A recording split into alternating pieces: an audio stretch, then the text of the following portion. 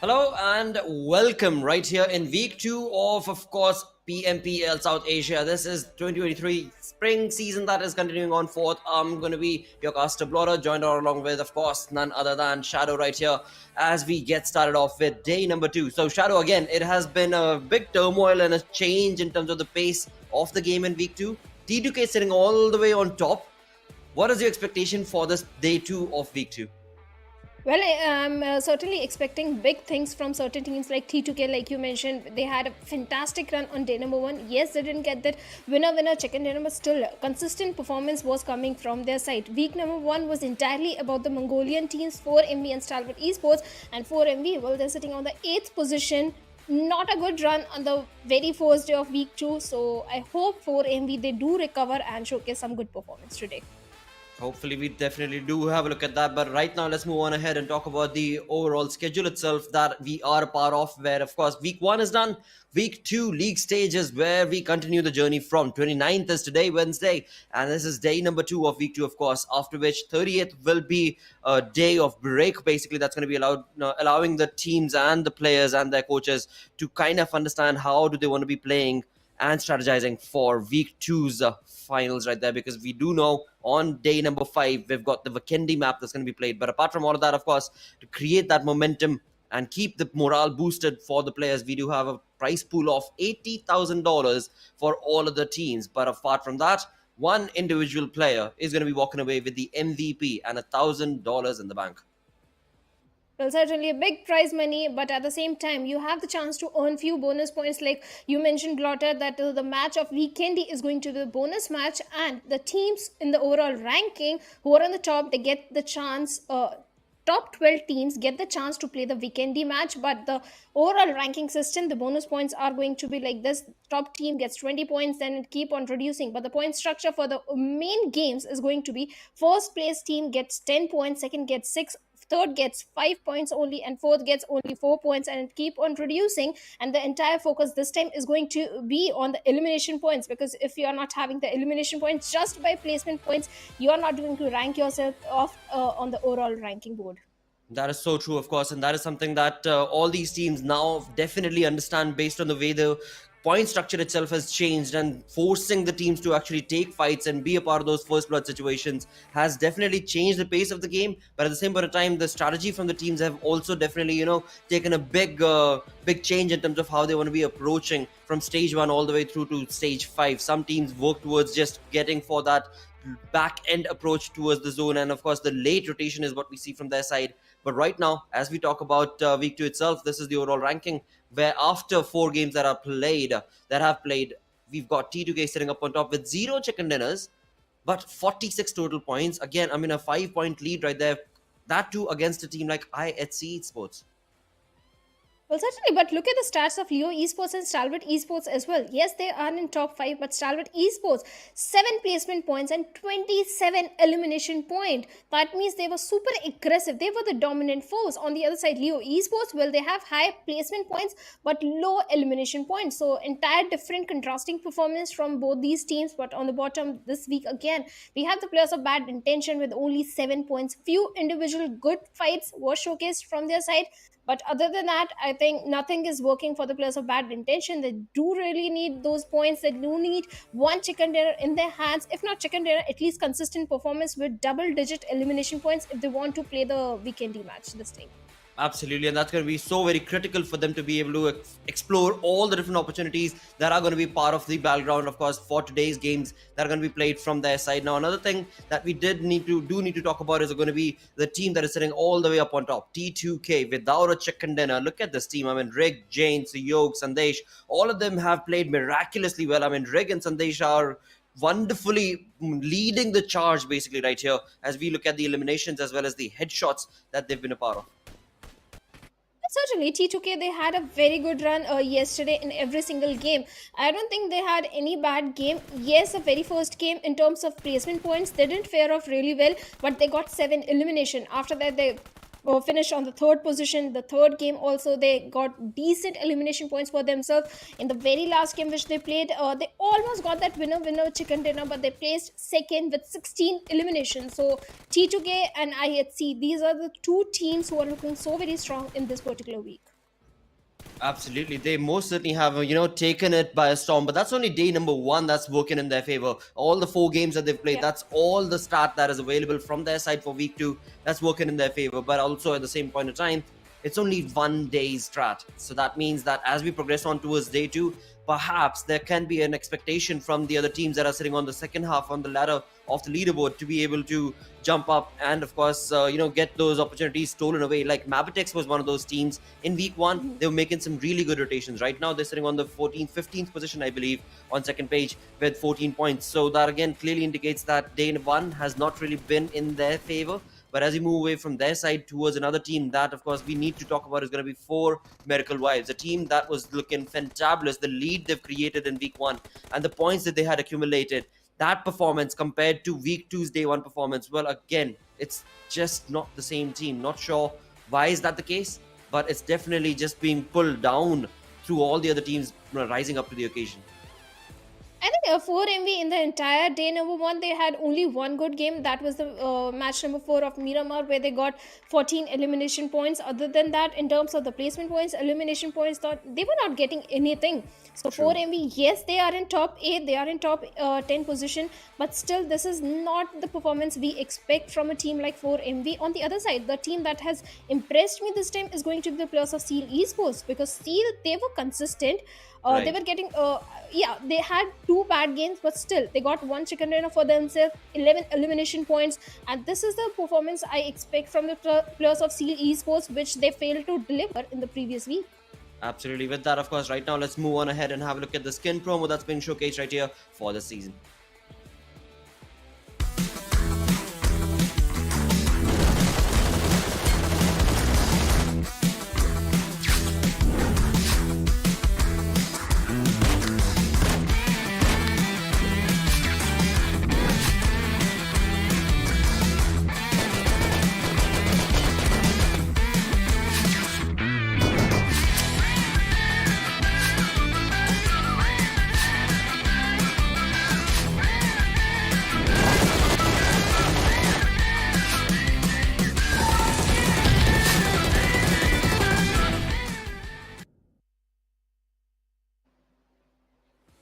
And we are back, of course, right here with PMPL South Asia, where, of course, spring season continues on. Fourth week 2, day 2 is about to get started right now. And with that, today is the day of Miramars. Let's move on ahead with the schedule. That's going to be clearly indicative as to why I call it the Miramar Day, because we're looking at 3 Miramars that's going to be played. To start the day off, it's going to be a Miramar, and then, of course, in the middle, we'll have another one, and to close the day off, a Miramar once again. So an extended day, that is what we're going to be looking at. Apart from that, of course, clearly, since this is going to be match number 1, we know that Group E is not going to be participating, and from Group E, we've got teams like IHC Esports, Leo Esports, Elementrix, as well as Situm Esports, who will be sitting out for the first game. That actually takes us back to the age-old question, Shadow. What team are you anticipating for this Miramar game to be walking away with the chicken dinner? I want to pick Stalwart Esports or Train to Kill. Okay, T2K. I'll go with T2K because they were so close to getting that winner chicken dinner in the last game of yesterday, which they played. So I think they ought to get this particular one. So T2K.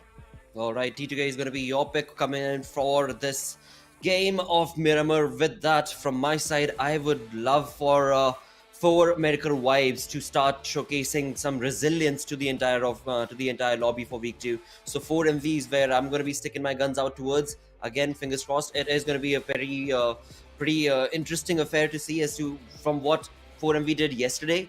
Comparing that to today's performance, I really want them to rise up to the occasion. But let's see if that'll be the case or not. With that, the flight path is going to be on our screens soon enough. We're going to find out where exactly are these teams going to be focusing towards when it comes to the initial moments of the game. Along with that, when the flight path is shown, we'll also know, Shadow, where the zone, or well, we'll get an idea as to where the zone could probably be ending up.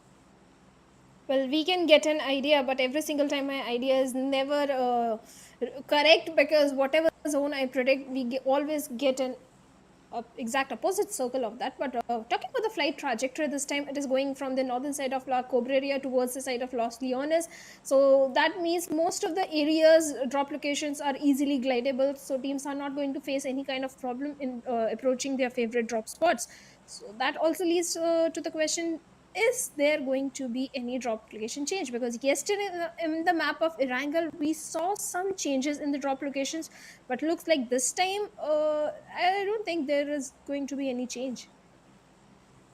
There should not be. I would think there should not be. But again, I mean, it is still in the end up to the teams to be able to bring in some X factor play, especially the ones who are sitting on the second page. You know, they most certainly do need those points, and they need to start accumulating that as soon as possible.